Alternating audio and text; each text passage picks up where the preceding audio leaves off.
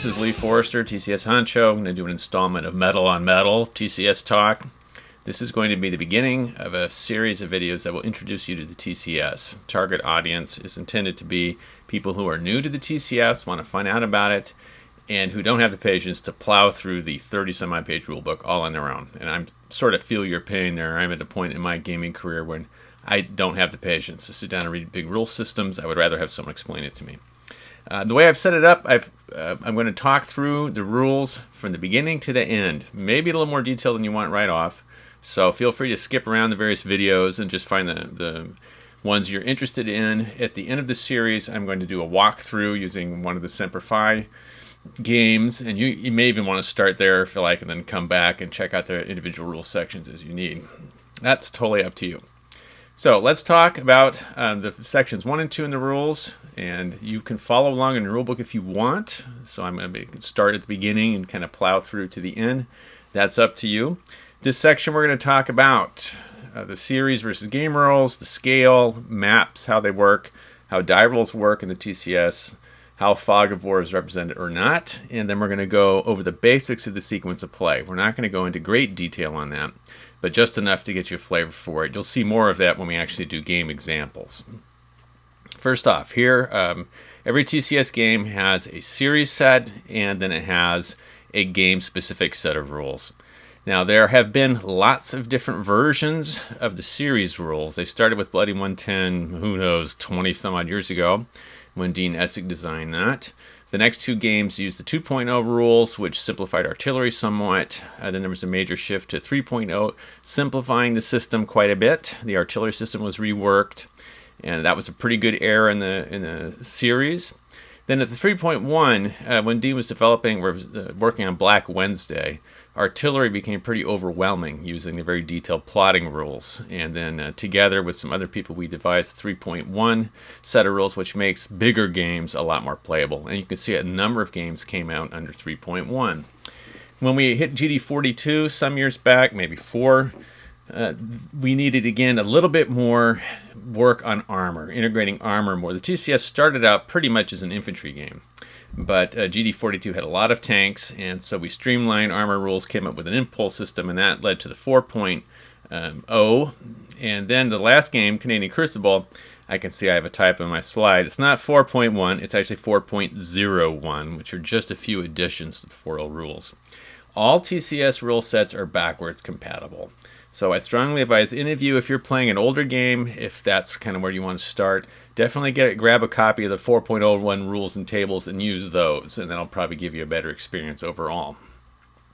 Now, here's to take a look at a map. This is from Canadian Crucible, and you can see a few things about TCS maps that are maybe a little different and unusual. First off, you'll see that there's a dot in the center of every hex. Well, that's, I guess a lot of tactical games have that. That's to trace line of sight.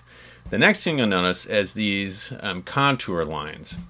Now, what's different about the TCS is that Dean set it up, and we've been using contour maps for this. So the contours they don't flow exactly with the hexes, and they don't have a pancake layer thing. We'll find this out when we get to the line of sight rules. It's one of the trickier aspects of TCS. It's one of the more realistic aspects, but there's a lot of interpretation when you're dealing with complicated hilly terrain of how you trace the line of sight and what line of sights are blocked from hills and what aren't. Otherwise, you'll see typical things, orchards, woods, etc. In TCS, if there is a significant element of the terrain, such as right here in the woods, the whole hex is treated as woods. Sometimes specific rules, specific game rules will change that, but in the major rules, if there's a good chunk of it, or any of it really, then it's considered that part of the terrain.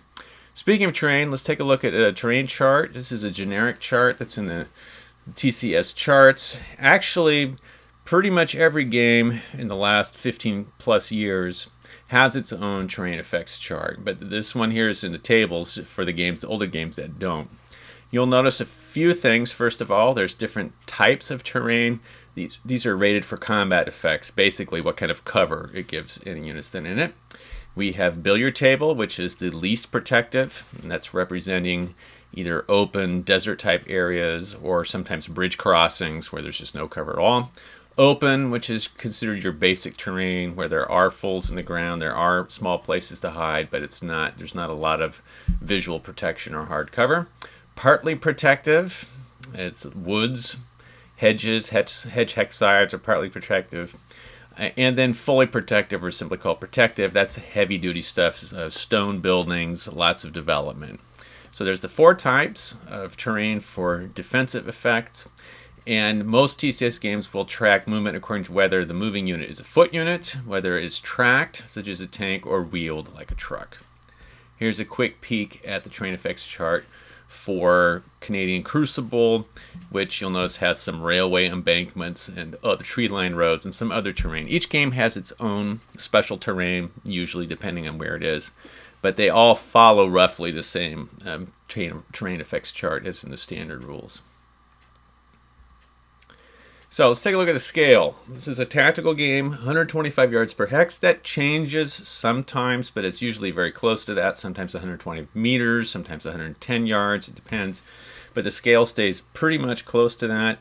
Contours are generally 20-meter intervals. Some games, like the one we just looked at, Canadian Crucible, will have 10-meter intervals if it's not quite as hilly.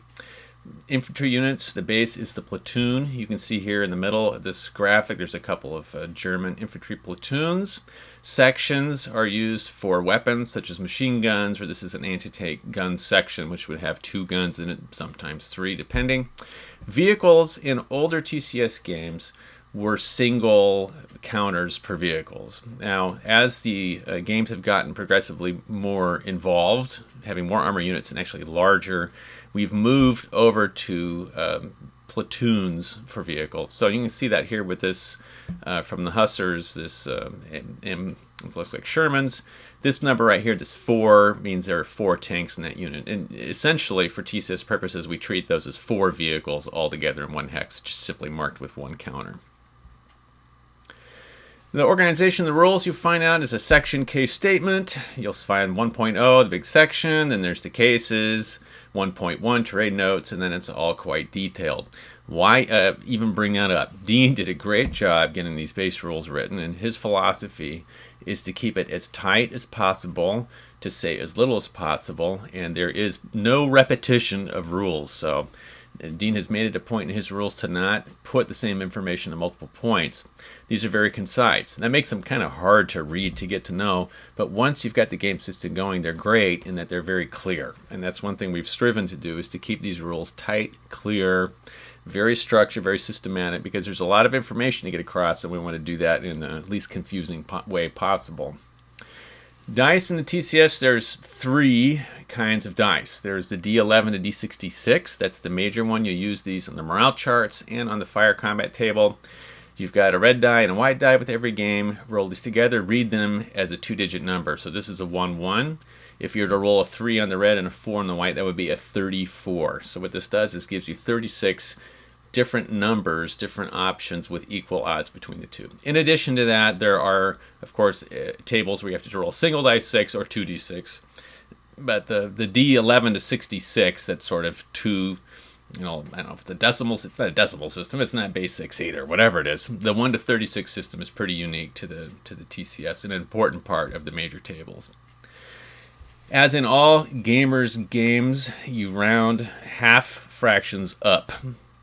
This is important when you're, say you have 3.5 factors firing. That's going to round up to 4 rather than rounding it automatically down to 3. Make sure you do all modifications for terrain, etc., before rounding anything.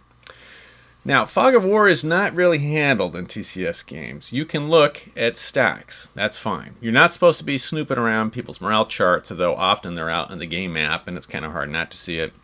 You're not supposed to look at people's artillery ammunition, but often if you know how much they start with and you track their fires, you could track it yourself if you want. The biggest thing you can't inspect are other players' op sheets, and we'll get into what those are in a little while. Op sheets are mainly the combat plans that they have. So don't think of TCS as a game that's trying to show you limited intelligence. It really isn't. It's all out there. It's a map board game. It's hard to show limited intelligence board game. What it's trying to do, is we'll see when we get to the op sheets and command system, is to give the players limited control of their units.